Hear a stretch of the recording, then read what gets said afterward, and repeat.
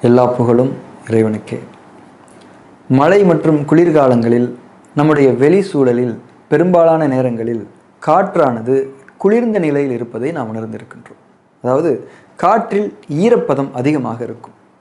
அதிக ஈரப்பதம் நிறைந்த அந்த குளிர் காற்றானது சுவாசம் மூலம் நம்முடைய நுரையீரல்களை அடையும் போது அது நம்முடைய நுரையீரல்களின் இயக்கத்தில் ஒருவித பாதிப்பை ஏற்படுத்த முடியும். அதாவது நுரையீரல்களுக்குள் நிலவக்கூடிய தட்பவெப்பத்தில் ஒரு பாதகமான மாறுபாடு அப்போது ஏற்பட முடியும்.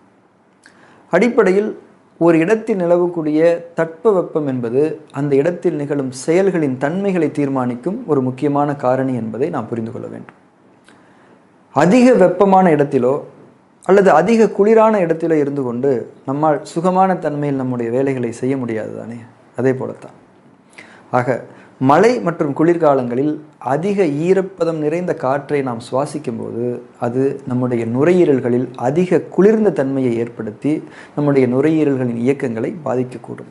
அதாவது நீர்த்தன்மையினுடைய பாரத்தால் நம்முடைய நுரையீரலால் முழுமையாக சுருங்கி விரிந்து இயங்க முடியாது.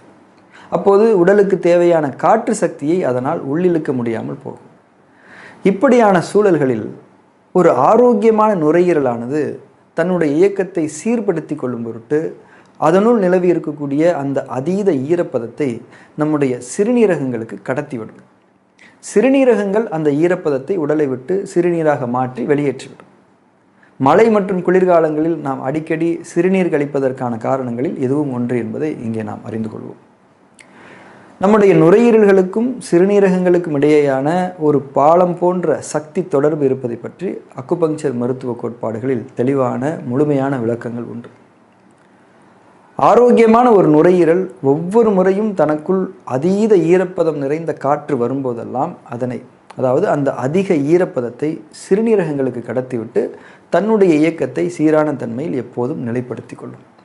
ஆனால் சிலருக்கு நுரையீரல்களின் இயக்க சக்தி நிறைவாக இல்லாத நிலையில் அந்த நுரையீரலால் அதனுள் புகக்கூடிய அந்த ஈரப்பதத்தை சிறுநீரகங்களுக்கு கடத்தி அதனை வெளியேற்ற இயலாமல் அதனுள்ளேயே தேக்கி வைத்து கொண்டு வேறு சில வழிகளில், அதாவது தும்மல், மூக்கு ஒழுகுதல் போன்ற வழிகளில் அதனை வெளியேற்ற முயலும்.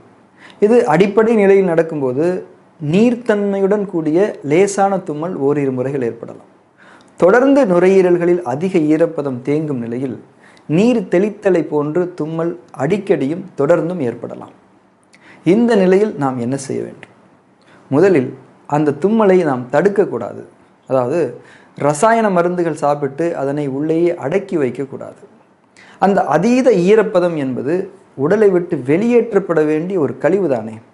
கழிவுகளை உள்ளேயே அடக்கி வைப்பது எதிர்காலங்களில் சுவாசம் தொடர்பான பல பெரிய பிரச்சனைகளை ஏற்படுத்திவிட முடியும்.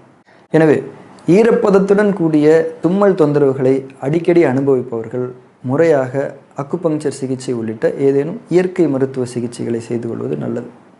அதிலும் அக்குபங்சர் சிகிச்சை முறை என்பது நான் ஏற்கனவே சொன்னபடி நம்முடைய நுரையீரல்களுக்கும் சிறுநீரகங்களுக்கும் இடையே இருக்கக்கூடிய அந்த பாலம் போன்ற தொடர்பை சீர்படுத்தி நுரையீரல்களில் தேங்கியிருக்கும் அந்த அதிகமான நீர் சக்தியை சிறுநீரகங்களை நோக்கி கடத்தி நம்முடைய நுரையீரல்களில் சரியான தட்பவெப்பத்தை, அதாவது ஒரு சரியான ஈரப்பத சமநிலையை ஏற்படுத்த முடியும். LU5 என்று ஒரு அக்குபஞ்சர் புள்ளி உண்டு. நம்முடைய இரு கைகளிலும் முழங்கை மடிப்பு ரேகையில் இந்த அக்குபஞ்சர் புள்ளியானது அமைந்திருக்கின்றது. நுரையீரலுக்கும் சிறுநீரகங்களுக்கும் இடையே நடக்கும் சக்தி தொடர்பு இந்த குறிப்பிட்ட அக்குபஞ்சர் புள்ளி வழியாகத்தான் நடைபெறுகின்றது. ஆரம்ப நிலையில் நீர் தெளிப்பு போன்ற தும்மல் பிரச்சனைகள் இருப்பவர்கள் இந்த புள்ளியில் நீங்களே கூட அழுத்தம் கொடுத்து கொள்ளலாம். இது ஒரு பாதுகாப்பான சுய சிகிச்சை முறையாக இருக்கும். உங்களுடைய ஆள்காட்டி விரலை அந்த புள்ளியில் வைத்து வலது கையிலோ அல்லது இடது கையிலோ அந்த குறிப்பிட்ட புள்ளியில் ஒரு நிமிடம் வரை லேசாக அழுத்தம் கொடுத்து கொள்ளுங்கள். ஆனால் பல்வேறு நோய் தன்மைகள் இருப்பவர்கள், அதற்காக மருந்து மாத்திரைகள் சாப்பிட்டு கொண்டிருப்பவர்கள் முறைப்படி ஒரு அக்குபஞ்சர் சிகிச்சையாளரை அணுகி அவரிடம் சிகிச்சை எடுத்துக்கொள்வது தான் பாதுகாப்பானது.